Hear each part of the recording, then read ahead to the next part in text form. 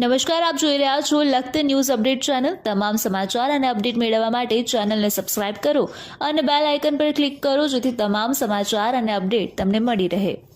ભારત માતા કી જય। આજે મેં ભાસ્કરમાં વાંચ્યું છે કે મહિલા સરપંચના પતિ પોતે વહીવટ કરે છે એવું આવ્યું છે લખાણમાં। તો એ પછી જૂઠું બોલે છે કે ના હું વહીવટ નથી કરતો। જો પંચાયતની ઓફિસમાં સીસીટીવી કેમેરો લગાડવામાં આવે તો ખબર પડે કે સહી કરવા આ બે છે સરપંચની કેબિનમાં। બીજું ગ્રામસભા હોય કે કોઈ બીજી મિટિંગ હોય તો એ સરપંચ વતી હેન્ડલિંગ પણ એ કરે છે અને બહાર કંઈક ના હું નથી વહીવટ કરતો। તો હવે સાચું શું ઉપલા અધિકારીઓએ આ ઊંડાણમાં જઈ અને આની ઉપર પગલાં લેવા જોઈએ, બાકી ગામના 2-2.5 વર્ષ બગડ્યા એ બીજા 2-2.5 વર્ષ બગડવાના જ છે। બીજું અમારે આ અંડરગ્રાઉન્ડ ગટર જે થઈ એની ફરિયાદ કરી અમે તો એ અહીંયા લોકોને ધમકી આપે છે કે શું કામ અરજી કરો છો ફલાણું।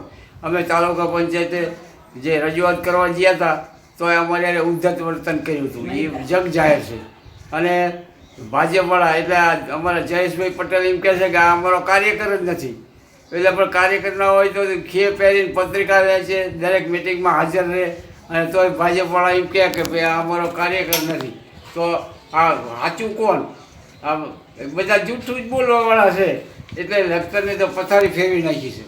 જ્યાં જે કંઈ ગ્રાન્ટ આવે ક્યાં કઈ રીતે વાપરી નાખે છે અને ઉપલા અધિકારીઓ પણ આમાં મેળા પણ રાખતા લાગે છે એવું અમને આ જે ગટરની તપાસ કરવા આવ્યા એ લોકો અમારે અરજી કરવાવાળાને હાયર લઈને નહીં પણ એમના માણસોને હાયર લઈને ફરે આ જોવાયા ગટર જોવાયા।